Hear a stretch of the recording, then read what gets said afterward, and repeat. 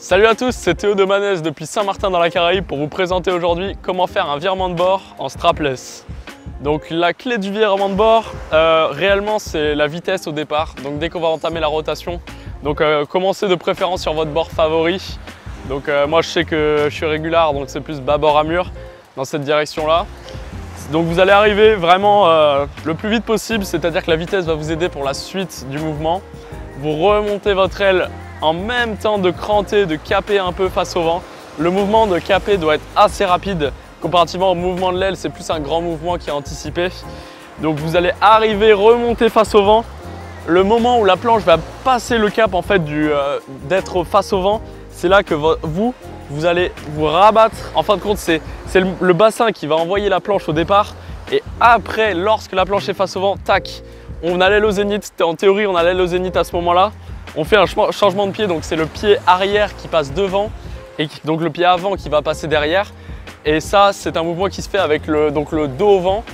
Et à ce moment-là, dès qu'on a fait la transition des pieds, là on repart de la haute bord. Donc c'est-à-dire qu'on va tirer sur la main droite, admettons si on le faisait bâbord à mur au départ.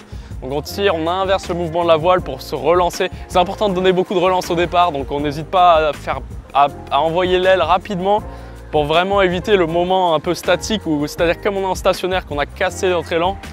La planche est prête à repartir, mais on n'a plus de vitesse, donc l'essentiel c'est de relancer la voile rapidement avant qu'on coule.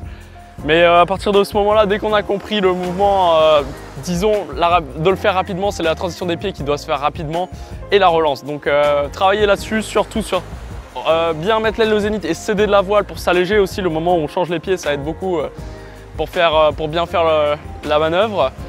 Après, pour ce qui est du reste, vous avez différentes évolutions. Vous pouvez donc apprendre à le faire en faisant en fait c'est un 360 quasiment, enfin un 180 du moins, où vous allez, au lieu de ne pas faire la rotation, vous allez faire la rotation avec la planche.